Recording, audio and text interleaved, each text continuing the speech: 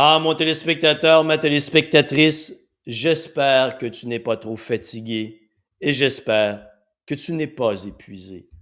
Aujourd'hui, un sujet d'intérêt international. Tout le monde, ou presque, est fatigué ou épuisé. Et aujourd'hui, je vais t'expliquer le pourquoi du comment et tu vas tout comprendre. Et si tu ne veux pas comprendre, alors ça va être ton foutu problème à toi. On y va avec la fatigue. Si je te pose la question, qu'est-ce que la fatigue? Que vas-tu me répondre? Ah, on dirait que je manque d'énergie. On dirait que je suis pas capable d'avancer. Je n'ai plus le goût de rien. Tu comprends? Tu vas me donner ce que tu en perçois, comment tu vis la fatigue et tu vas dire, et à cause de tout ça, je suis fatigué.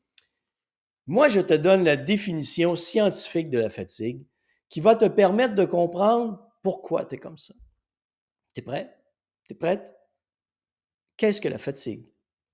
C'est l'incapacité de maintenir un effort physique ou mental de même niveau. Je répète, la fatigue, la définition scientifique, c'est l'incapacité de maintenir un effort physique ou mental de même niveau. Jour après jour, tu entres au travail et tu es à fond de train, surcharge mentale tout le temps. Et tu penses que tu es capable de maintenir ça avec l'effort de ta volonté, mais comme ton cerveau requiert de l'énergie, qu'est-ce qui se passe? Ta capacité diminue dans le temps. Ta concentration est moindre. Tu fais de plus en plus d'erreurs. Les erreurs conduisent à de plus en plus de problèmes qui te causent de plus en plus de stress et arrive le jour où tu es plus capable. Le marathonien qui, pas très expérimenté, pas très intelligent, qui lui veut courir son 42,195 km le plus rapidement possible et il part à toute vitesse. Et 10 km plus loin, 20 km plus loin, 30 km plus loin, fini. Il a été, dans les deux cas, sur le plan psychologique, sur le plan physiologique, les deux personnes ont été capables de maintenir l'effort, l'intensité de l'effort initial. Qu'est-ce que ça nous dit?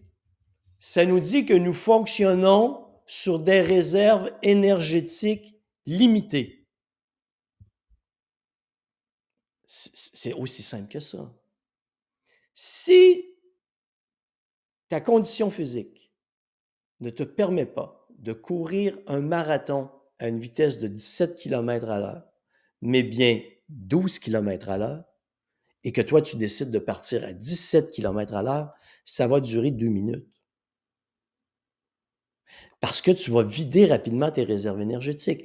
Tes réserves énergétiques doivent être réparties sur la durée de l'effort physique ou mental.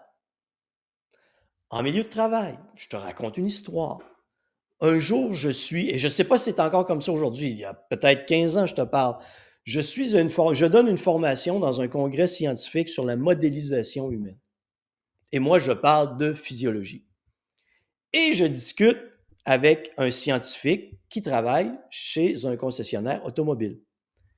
Et il me dit, sais-tu pourquoi, Denis, l'antenne de ta voiture est soit au milieu de la voiture ou soit sur le côté de la portière, juste au-dessus de la portière? J'ai dit, j'en ai aucune idée. Travail répétitif, Denis.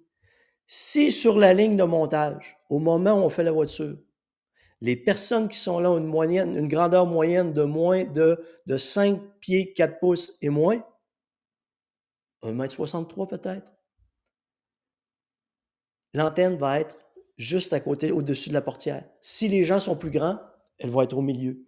Pourquoi? Parce que si j'ai une personne de 5 pieds 4 et moins, 1,63 m et moins, si je lui demande de mettre l'antenne plus loin dans le milieu de la voiture, Le bras est tellement étiré, le mouvement est tellement répétitif avec une charge trop fréquente sur le bras que les blessures augmentent. Ils ont été assez intelligents pour comprendre, et ils ne l'ont pas exprimé comme ça probablement, qu'ils ont compris que la fatigue est l'incapacité de maintenir un effort physique, dans ce cas, de même niveau. Donc ça, pour quelqu'un de 5 pieds 4 pouces et moins sur une voiture, mettre une antenne, c'est trop.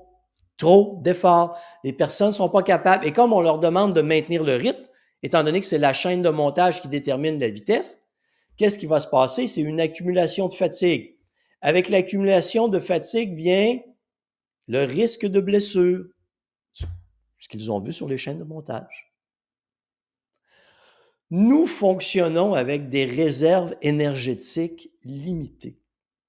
Maintenant, sachant ça, au lieu que tu penses que tu es invincible et que toi, grâce à la force mentale que tu as, tu ne devrais pas être fatigué, que toi, tu es capable de tout tolérer, ce que ça te dit, c'est que tu es crétin de penser comme ça.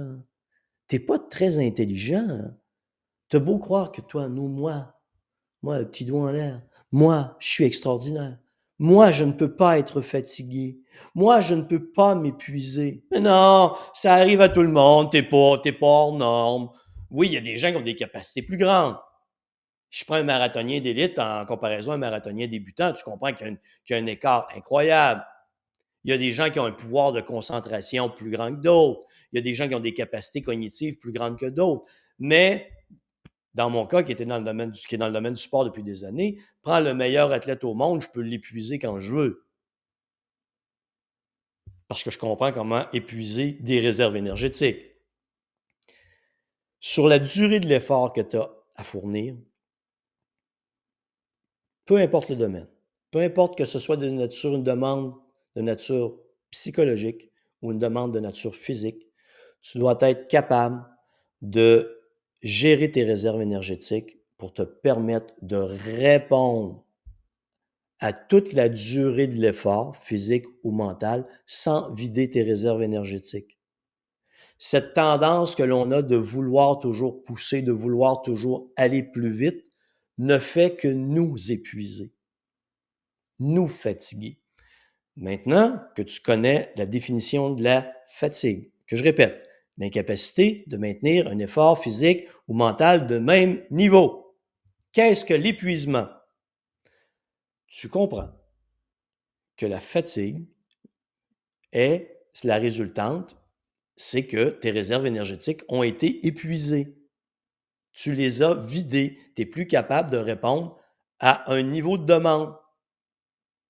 Tu es rendu là alors que tu voulais fournir ça parce que tu n'as plus les réserves énergétiques pour répondre à cette demande qui est ici.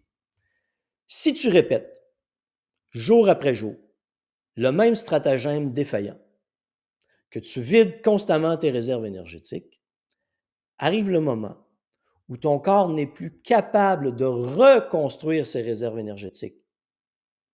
Et au moment où il n'est plus capable de reconstruire ses réserves énergétiques, il s'épuise. Burn-out professionnel, burn-out chez l'athlète, plus capable d'avancer, perte de motivation, abandon, on décroche, appelle ça comme tu voudras, c'est ce qui se produit.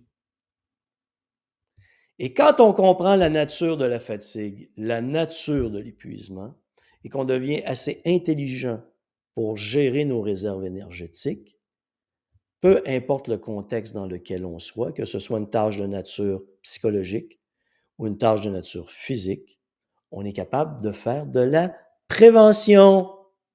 Mais dans notre monde moderne, tout le monde veut aller plus vite, plus loin, plus fort, le plus rapidement possible. Alors, qu'est-ce qu'on fait? On part au maximum de nos capacités, pensant qu'on va être capable de maintenir ça, mais la réalité, c'est qu'on dégrade tout le temps. On fait l'inverse. Notre stratégie mentale de vouloir en faire le plus possible, le plus rapidement possible, nous amène à partir au maximum de nos capacités. Tout ce qui arrive, c'est la dégradation. Mais si j'y vais à l'inverse et que je gère mes réserves énergétiques en fonction de la tâche que j'ai à fournir dans une période de temps donné et que je respecte mes capacités, tout ce qui va se produire, c'est que je vais répondre à la demande sans m'épuiser et que graduellement, je vais augmenter mes capacités. Mais même si mes capacités augmentent, je vais toujours avoir une limite de réserve énergétique, une limite de capacité. Je vais toujours devoir garder à l'esprit qu'il faut que je gère mes réserves énergétiques en fonction de la tâche et en fonction de la durée de la tâche. C'est aussi simple que ça. Et quand vous comprenez ça, que ce soit dans le milieu de travail, dans le milieu sportif, puis le milieu de travail sur les demandes psychologiques, le milieu de travail sur les demandes physiques. Dans le sport, même chose, il y a des demandes psychologiques également. Ben, vous allez pouvoir réaliser des choses extraordinaires sans vous vider, sans vous épuiser, sans être à terre. Et ce que vous devez comprendre en terminant là-dessus, c'est que votre cerveau, même si vous me dites, Denis, ce ne sont que des tâches de nature psychologique, bien pour penser, pour réfléchir, vous avez besoin d'énergie. Votre cerveau requiert en tout temps, lorsque vous êtes actif, 30 de vos réserves énergétiques, l'équivalent de la dépense énergétique de vos muscles. Pour penser, vous avez besoin d'énergie. Cette énergie doit également être bien répartie. Bonne réflexion sur la fatigue. Cessez d'être épuisé. Agissez intelligemment.